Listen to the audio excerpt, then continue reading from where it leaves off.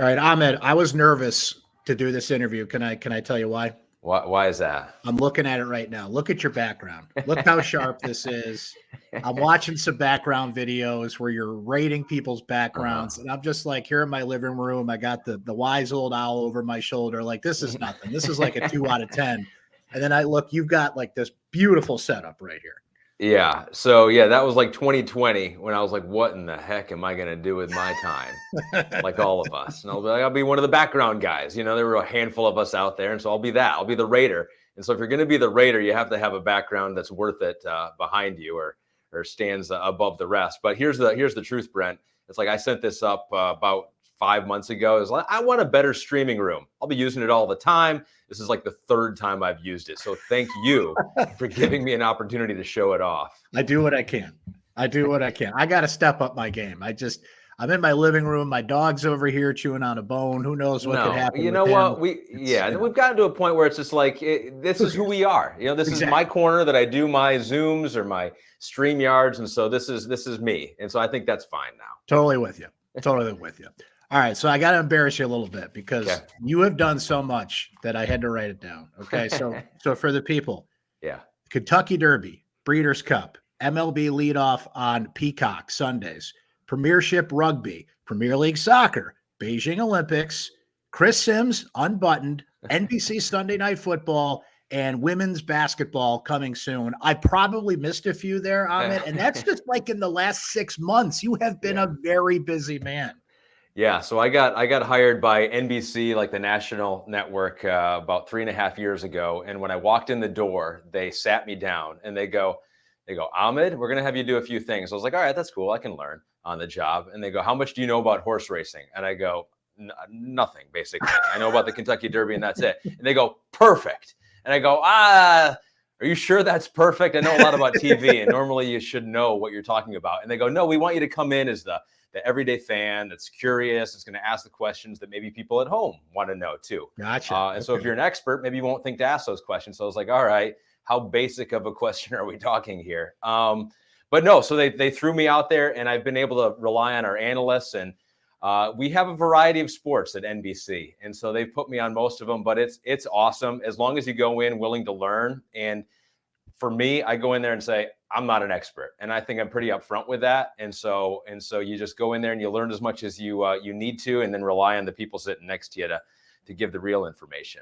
I'm right there with you, but I have a caller on my radio show. Shout out to Scooter, who knows everything about horse racing. So he just calls in. He called Friday. He's giving me all the Breeders' Cup picks. I'm just like, a couple of years ago, there was a horse named Axeman. I'm like, is he still running out there? Like, I know nothing. So I'm in the same boat you are, but there you are hosting these big events on NBC. Yeah. So in this process, what have you learned about how to present it, how to talk about it? Like you said, you just present it from the voice of the fan, or what's the big thing that you take away from it now? Learn the terminology first, right? You got to kind of speak the language a little bit. Like one of the first things they taught me is that we don't call the horses it's he and she, and learn the trainers, learn the jockeys. Flavian Pratt is aboard this horse as opposed to riding at times, so it's some of the terminology you got to get down first is what I learned. But then after that, it really is just being curious about it and trying to get the analysts to give some reasons why they're saying what they're saying. They say this horse rates really well. Well, what does that mean? What does it mean it rates really well? Or it has a lot of tools in the toolbox. Well, what does that mean? They can win from in front, they can win from behind. So it's just kind of being, I think, curious, but it's also learning the language of the sport and then learning the storylines. And those are basic throughout all sports. What's the story of the owner of the 7 horse in the 3rd race at Aqueduct? What's the story of the rugby player who's playing in his first World Cup ever? And those stories are easy to tell as long as you're curious and you kind of dig into some of those. So I think for me, it's learn the basics, learn the language, and then after that, just be curious and ask the right questions in the show. Sometimes it goes well, sometimes it doesn't, but that's the nature of TV. You're not going to nail it every time.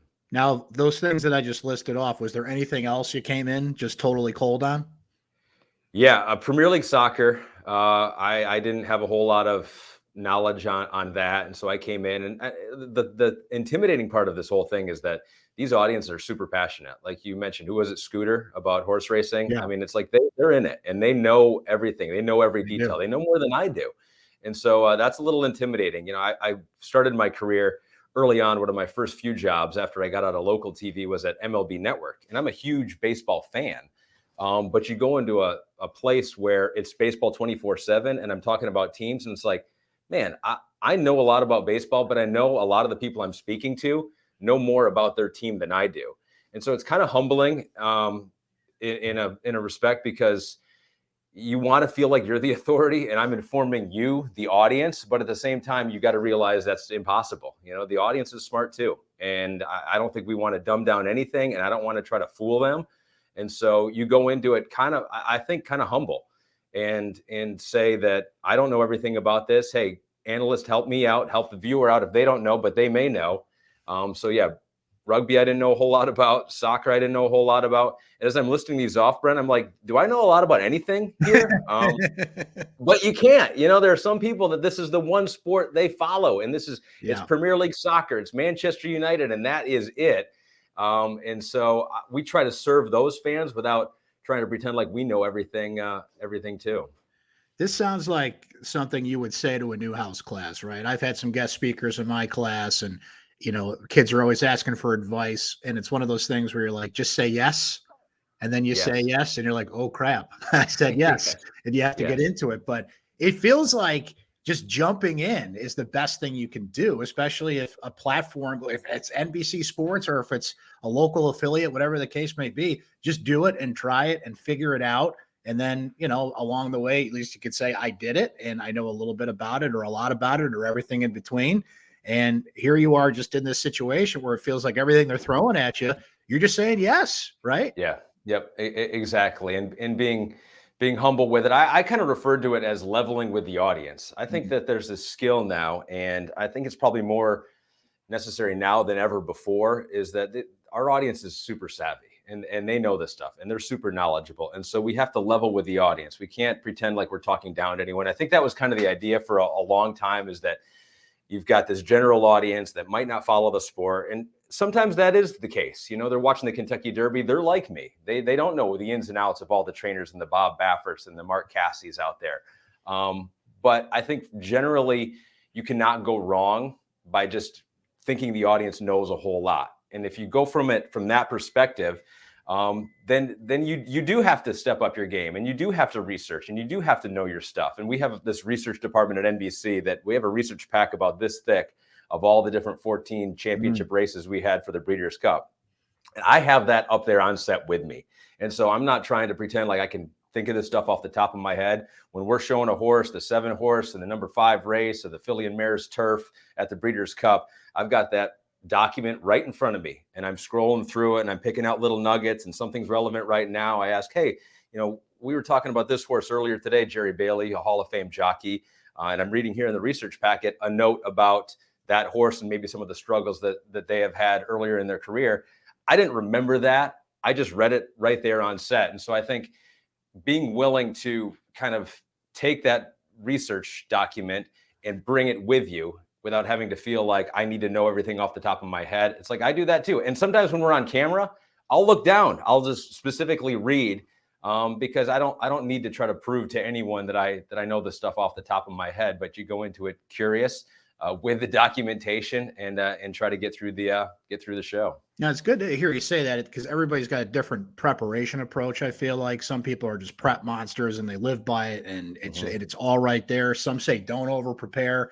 It just feels like prepare, do what feels right, but it's okay to cheat on the test, if you don't know what's going on there. So let me do this. How did you take a path from Sparta, Michigan to Syracuse, New York to come to the Newhouse School of Communications? So yeah, Sparta, Michigan, small town near Grand Rapids. I always do this right here. So there's Michigan. Okay. And it's right over here with Detroit over here. So we're about 2.5 hours away. So that helps. West side of the state for Michigan. I was in high school and I said, I'd like to be in sports somehow. I'm probably not good enough to play. But there's announcers that talk about these games all the time. What if I'm just one of them? And I remember being so shocked, Brent, that everyone in my class didn't want to do that. I was like, no, you guys want to do that too? Wouldn't that be a fun career just to talk about sports? And so I just pursued it. In high school, I was like, all right, this is what I want to do. And my senior year, I'm kind of a procrastinator. And so I started to think about where I wanted to go to college. When I was at college, actually, I went to Michigan State my first year because that's where I got in. I applied, I got in. And when I was there, I was like, okay, they don't really have a broadcast journalism school. They had a really good print journalism school. But I was like, I kind of want to do the broadcast thing. I like video. I like shooting video. I like putting it all together. And so while I was at Michigan State, I applied to transfer to Syracuse, and I got in. And I applied to Syracuse because I was reading a magazine. It was like, oh, Mike Tirico went there, and Bob Costas went there, and Dick Stockton went there, and Sean McDonough went there. I was like, all right, sounds pretty good. Like, it produces some pretty good broadcasters out there. So I applied. Thankfully got in. I don't know how that happened, but I went there. First time I was on campus was like 3 days before my first class. My mom brought me up there. And I haven't really shared this story publicly, Brent, but I was so nervous walking around campus because I was like, I've never been here before. I don't know anyone here. I had to duck into one of the buildings on the quad there. I got a little sick to my stomach. I was that nervous. Wow. Like first day on campus, because I was like, what have I just gotten myself into? But it was awesome. I got thrown into Booth Hall, into a 4-person suite with 2 people who knew each other, another new transfer, and we have been lifelong friends ever since. That's awesome. And it was really cool. It was one of those things, and I've noticed this a lot throughout my career. I've taken these jobs and I've done these experiences, and when I get there, I'm like, I don't know that this was the right call. I kind of feel uneasy about it. You put yourself in those situations. Sometimes it wasn't the right call, but nothing's permanent, and you can always go back and change it. And if it was a really disastrous experience at Syracuse for whatever reason, I was like, all right, I'll go back home, go to Michigan State, go wherever, and figure it out from there. But I took a leap of faith, and it really, I mean, I took off. I had great professors at Syracuse, and now here I am talking about things I know nothing about on national TV. By the way, how you were setting that story up, I thought you were going to say it snowed, even though it was like probably August, right? Like everybody kind of sets that up. Like, I come to Syracuse, and you're from Michigan, so you're used to it. I just, well, that might have made that might have made me feel okay. I'd be like, all right, I can handle this. I've handled snow before. I can do that. But no, just a little queasy on that first day. So you go from being queasy to somebody who gets into everything. Tell me what your experience is like. Did you do WAER, Z89, Citrus TV? I don't even know what it was back in 2002, to be honest with you. What was that student experience like? And what are your big takeaways that you still think about today? I don't want to date you here, Ahmed, but it's 20 years later. 20 years since you graduated. I'm working with people now, Brent, and I'm like, I tell them about something that happened like 20 years ago, and they go, oh, I was 5 then. I was like, that's not possible. I know. I was like, what? You were born like, okay. But anyway, yes, there were things that helped me out. When I got to Syracuse, one of the things I noticed first was that they put a camera on my shoulder. They told me to go out there. It wasn't just philosophy, It wasn't like, okay, this is how it's done. I mean, there was that, but it was like, all right, go do it, and then we'll see how it is. And I remember Professor Nicholson I had there, Professor Brown. It was a lot of Professor Dave Ryan, who does a lot of play-by-play with bowling and ESPN and CBS. He was one of my first sports professors that I ever had. I was like, this is so cool. I actually am learning how to be a sports reporter at the university. And so I just remember the experience, sitting down at the desk in a class with Dave Ryan back there, punching the buttons, and getting experience that way, and having a tape and looking at it and being like, oh yeah, these are the things that I need to improve upon. And so that's what stands out to me about Syracuse. I did Z89 while I was there. I tried to do the AER thing. Not that much of a morning person, which is how they weed people out. They go, we're going to weed people out. They're not serious about this whole thing. And they weeded me out. But it was also, I was a transfer, so I was already behind a lot of people in my grade. And so I wasn't going to get to do a whole lot of things at WAER. So I went over to Z89. I was hosting a fantasy football show on the weekends. And it was, when I went back to campus just a couple of weeks ago, I noticed that the Z89 was now in, I think, Watson Hall there, where at times it was in just a random house, I think off Euclid, when I was going to college there. And so we'd go upstairs and there's a whole setup. But I was doing shows, and I was doing Z89, did a Orange Women basketball game back when it was the Orange Women in 2001 or 2 in Boston one time. So I got some experience that way, but a lot of it was just through my classes and doing the work in my classes with the camera and throwing tape to tape packages together. That's what stands out to me the most from Syracuse, which I don't think a whole lot of universities were doing at that time. I still think it was a lot of philosophy and reading about the craft as opposed to actually doing it. There was a tweet that I was looking at. I got a chuckle at because you mentioned you were back here a couple of weeks ago for the Notre Dame game, and sorry about that, by the way. Yeah, I swear to God, the football team was good just a couple of weeks ago. All of a sudden, I mean, maybe Notre Dame's better though. I mean, they're playing pretty well right now. Starting to come around. So, yes, nice little plug for NBC right there. Notre Dame football. Watch it on NBC. Yes. But you were looking at there's like a famous alum digital board. So you left that a little drama there. Did you find your name on there? I was scrolling. I was like, all right, maybe it's going to be on here. Was not on there.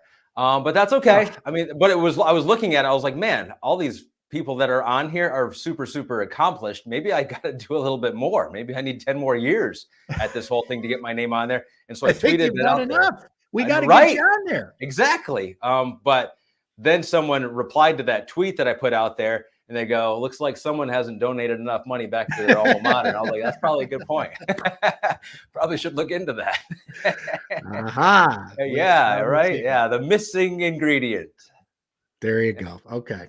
There you go. That's the secret right there. Yes. So I anticipate seeing your name on that board soon after the check clears. Yeah, right. Apparently. Ahmed, so man, there's so much we could talk to you about and things that you've covered and been into, from the stuff you don't know to the stuff you do know. So let me just throw a couple things at you. Sure. For the things that you're doing every day now. Yeah. This is the best way I could put it. The NFL is drunk this year. Yes. It's just drunk. Every week you think it's going to zig, it zags. It's there's not a lot of matchups week in and week out between winning teams. It feels like there's 3 teams, and even the Bills lost to the Jets this week, right? But it feels like the Bills, the Chiefs, the Eagles are starting to separate themselves from the pack. You and Chris Sims talk about this a lot. It must be interesting at the very least, because every week that's what the NFL is known for, the parity and the clean slate, but it feels like it's that times 10 this year. Yeah, it's and I don't get it. I don't quite understand why it's happening. I think some of the veteran quarterbacks have taken a step back. The Tom Brady's, the Aaron Rodgers, and that was unexpected. But you're right. Scoring's down in the NFL, so I think that leads to closer games, and then the teams that you don't think have a chance, all of a sudden it's a one-possession game late in the game, and we know football, anything can happen in those situations, one turnover here or there, and it totally flips it. And so these teams have always been so close in talent, and there's been a lot of parity in the NFL for years. Now we're just seeing it to the 10th degree. So I think it's that veteran quarterbacks that we expected to be good have taken a little bit of a step back. I think part of it too, Brent, is it seems like defensively, and especially like defensive lines and linebackers and blitzing schemes, are a step ahead of offensive lines this year. I mean, you take a look at some of these teams that we thought were going to be good. The Indianapolis Colts, who rode that offensive line for years, and Jonathan Taylor had a great year last year. I mean, they've taken a huge step back. Matt Ryan was running for his life while he was the quarterback of that team. I think it was one of the big reasons why they moved on. They were just like, we need a more mobile quarterback. And even with Sam Ehlinger, it hasn't been that good. So I think throughout the league, offensive lines are having a difficult time protecting the quarterback. That's adding to the reduced offense. And so scoring is down. These games are closer. They're turning on one turnover. And I just think there's not a whole lot of elite quarterback play in those environments. How can there be when they're running for their lives on half these teams? And so it just leads to every game coming down to the last second and watching witching hour with Scott Hansen on Red Zone. And I mean, I'm sure the NFL is loving it, but for people that are supposed to know and break down which teams are good and bad and who's going to win from week to week, it's a nightmare for us. You mentioned the Colts there. Yes. They're having an interesting week. Jeff Saturday off a TV set. Now the coach would be like if Chris Sims, your partner on your NFL show, just said, hey, you know what? I'm going to go coach the Colts for the rest of the year. What? Yes. What is happening here? It makes no sense, but I'm so glad it's happening. It is so awesomely bizarre that it is so interesting to watch. And that's the NFL right now. It's just like it blows your mind, but a team that was going to be super boring for the rest of the year, right? It was just that they're not that good. Ellinger has no time. I don't know if he's that good. Taylor's doesn't seem to be the same as he was last year. No reason to watch for the rest of the year. Now they're one of the most interesting stories in the league. And I only think the NFL can do that. It really is this special characteristic for the NFL, is that any team from any market can all of a sudden be super interesting, and they don't even need to be good. So I don't know if it's smart. It's probably not smart. It seems crazy, but I will watch, and I am so interested to see how that goes. And it's not that crazy. You mentioned Chris Sims. Like he's talked about on the podcast before, like one day he would like to be a GM of a team. I mean, maybe I should cherish every podcast I do with Chris from this point forward, because who knows? Yeah, who knows what's going to happen? But I'm pumped to see it. Like, I'm not going to cry. I mean, it seems crazy, right? And I think Jim Irsay is getting a lot of flack for it. It just seems like so out of left field. I like when stuff like this happens. Let's just see what happens. It makes life more interesting. Well, Ahmed, thank you for joining me. I'll be looking for you on that board. We got to get your name out there. I mean, you're right. In all seriousness, you are right up there with all those names that you mentioned, everything you're doing with NBC Sports. Like you're and this is on me too, because you got to roll off the tongue with those names and those Newhouse alums they're doing great things out there. So keep kicking butt, keep saying yes, and doing all the things you know nothing about. And I hope to get you back again sometime. But thanks for joining us today. Oh, Brent, I appreciate you reaching out. I got back for the first time in basically 20 years to a football game just a couple weeks ago, but I want to make that a more regular thing. So maybe next time we do this, we can do it face to face. That'd be cool. That would be awesome.